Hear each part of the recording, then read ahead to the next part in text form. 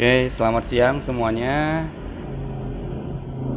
Pada kali ini saya akan mencoba untuk mengerjakan tes formatif 5. Nah, tes formatif 5 dari modul 2. Ya. Oke. Coba di sini. Nah, saya sudah setting di sini ya tes formatif 5-nya. Jadi ini waktunya adalah 30 menit dan ini percobaan pertama saya. Jadi nanti kalau misalnya hasilnya tidak maksimal, andai kata di bawah 70 atau di bawah 60, tolong jangan diikuti. Tapi jika hasilnya maksimal, silakan teman-teman ikuti. Nah, status. Jadi cara pengerjaannya sederhana. Saya selalu menyiapkan modul materi di sini. Jadi kalau misalnya ada kesulitan, ya saya tinggal buka ini, gitu. Oke. Atau bisa juga googling di sini. Nah, kita lihat. Nah, pertanyaan pertama di bawah ini adalah para sejarawan yang berpendapat bahwa masuknya pengaruh Islam ke Indonesia terjadi pada abad ke-13, kecuali. Oke, ada kecuali nih. Nah, kayaknya ini mudah ya. Jawabannya pasti adalah Hamka. Karena Hamka berpendapat bahwa agama Islam itu masuk ke Indonesia pada abad ke-7. Oke, udah save. Kita lanjut soal nomor 2. Ini. Latar belakang yang mendasari lahirnya teori Cina tentang persebaran Islam di Indonesia yang masuk akal adalah wow. Kita lihat ya. Yang pertama ini, para pedagang Cina lebih loyal. Kayaknya enggak deh. Terus yang kedua, sejak masa Hindu-Buddha, para pedagang Cina berdagang ke Indonesia mayoritas Muslim. Enggak juga ini. Nah, terus sebelum Islam ada di Indonesia, orang Cina telah berhubungan dengan pedagang Indonesia. Itu cukup masuk akal. Yang keempat, banyak ditemukannya komunitas Muslim di kota pelabuhan di Sumatera dan Jawa.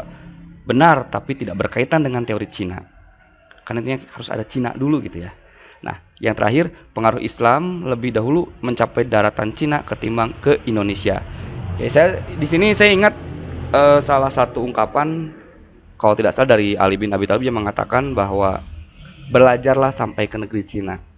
Artinya, pada waktu itu masyarakat Muslim di Timur Tengah, terutama di Arab, sudah lebih tahu tentang Cina. Jadi saya coba pilih ini. Kita lihat nanti hasilnya berapa. Oke. Nah, yang berikutnya pertanyaan ketiga.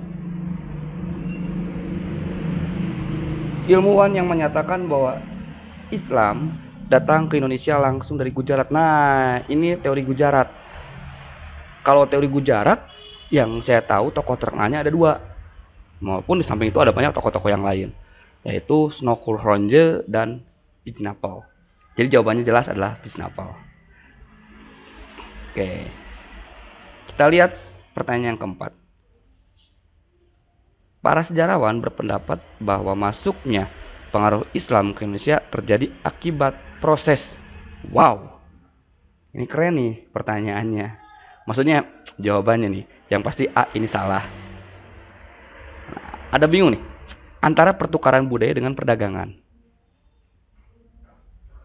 Saya lebih pilih perdagangan karena letak geografis Indonesia yang berada di jalur perdagangan internasional pada saat itu.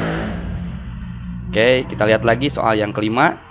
Bentuk batu nisan makam Maulana Malik Ibrahim memiliki kemiripan dengan bentuk batu nisan yang berasal dari ini nih keren nih. Keren ini. Maulana Malik Ibrahim nih. Hati-hati nih, ini bisa terjebak nih. Antara Gujarat dengan Persia.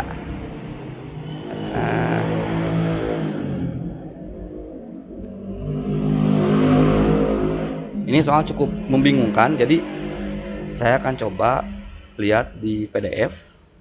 Oke. Saya ketik di sini. Maulana Malik Ibrahim. Keluar gak ya?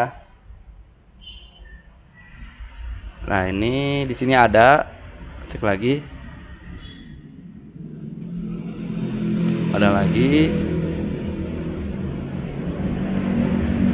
Oh, habis. Kita cek.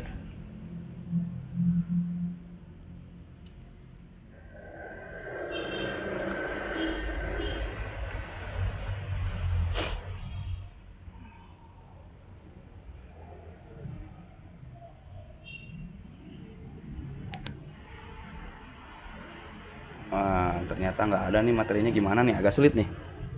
Di sini nggak diceritakan batu nisan Maulana Malik Ibrahim bercorak Gujarat, India, dan lain sebagainya. Oke, tapi kita tidak boleh menyerah. Kita coba googling. Oke, tinggal googling di sini. Corak batu nisan Maulana Malik Ibrahim. Double M nanti nggak keluar lagi dia. Oke.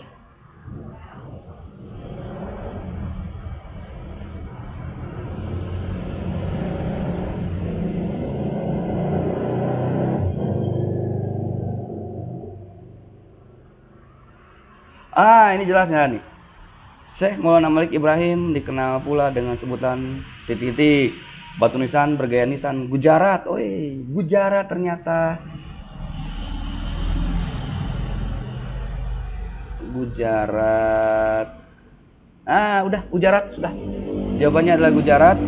Jadi Gujarat di sini kita pilih Gujarat. Oke, kita lanjut lagi soal berikutnya. Soal yang keenam, aktivitas yang sering dilakukan oleh umat Islam yang terpengaruh tradisi Syiah adalah, nah, ini agak cukup repot ini. Kenapa repot? Karena tradisi Syiah yang saya tahu itu adalah upacara memperingati kematian Imam Husain, Imam Hasan ya. Pokoknya salah satu anak dari Ali bin Abi Thalib. Istilahnya itu hari Asyura. Nah, kita harus cari nama lain dari Asyura itu apa. Nah, di sini berdasarkan informasi yang sudah saya peroleh sebelumnya dari hasil baca-baca, nama lain dari Asyura itu adalah peringatan Tabut di Sumatera Barat. Oke. Atau sebutnya hari Tabwik. Itu yang saya tahu, tapi kita cek nanti jawabannya. Berapa persen kira-kira jawaban benar saya. Soal nomor 7. Nah, ini. Salah satu pelabuhan bandar yang memegang peran penting bagi dalam persebaran Islam di Jawa bagian barat adalah, ini kayaknya pertanyaan yang sangat mudah sekali. Ujung paling barat Pulau Jawa itu ya Sunda Kelapa. Atau disebut juga sekarang itu kalau nggak salah jadi pelabuhan Tanjung Priuk. Nah, nggak tahu lah. Pokoknya Sunda Kelapa, Batavia, Jayakarta. Nah, itulah jawabannya. Nah, yang nomor 8, salah satu persebaran Islam melalui bidang kebudayaan adalah, nah ini kata kuncinya budaya, ya, budaya. Budaya karena kan kalau kita bicara saluran masuknya agama Islam itu ada 5. Yang pertama itu perkawinan, yang kedua pendidikan, yang ketiga perdagangan, yang keempat kebudayaan, dan yang kelima tasawuf. Jelas.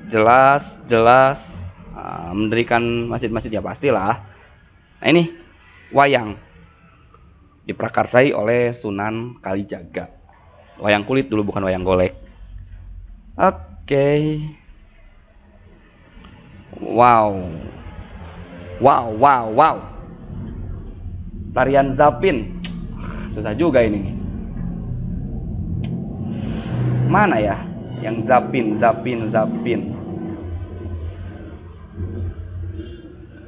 Nah, kita harus cari tahu dulu tarian Zapin itu apa sih?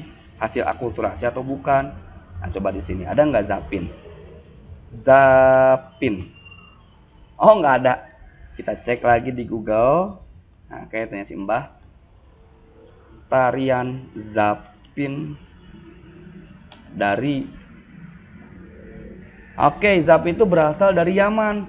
Berarti konsepnya adalah akulturasi budaya. Nah, mana sih di sini yang berkaitan erat dengan akulturasi budaya? Oke, kalau biasanya ada akulturasi berarti antara opsi yang kedua dengan opsi yang kelima. Oke. Nah, yang paling tepat mungkin yang ini. Sip. Nah, kita coba ya. Nanti skornya berapa? Pertanyaan yang terakhir. Salah satu bukti yang menunjukkan bahwa masuknya pengaruh Islam sebagai akibat proses perdagangan internasional. Hal ini ditunjukkan oleh letak kerajaan-kerajaan yang berada di daerah. Ini kayaknya mudah sekali ya. Konsepnya perdagangan internasional dan wilayah Indonesia, penduduk Indonesia bisa bertransaksi dengan pedagang-pedagang asing itu karena bentuknya kepulauan. Jadi antara muara sungai atau pesisir pantai. Kalau muara sungai ini kan hanya beberapa daerah saja, Kalimantan misalnya, atau Sumatera juga bisa. Tapi kalau mewakili seluruh pulau, ini jawabannya pesisir pantai. Oke, 10 pertanyaan sudah terjawab. Sekarang kita akan cek berapa skornya. Submit. Oke, submit.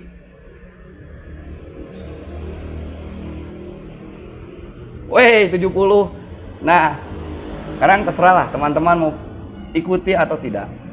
Tapi dari jawaban yang tadi ternyata skornya adalah 70%. Cukup aman lah kayaknya ya, karena kan minimal 70%. Hanya sumatif saja yang 75. So, silakan dicoba.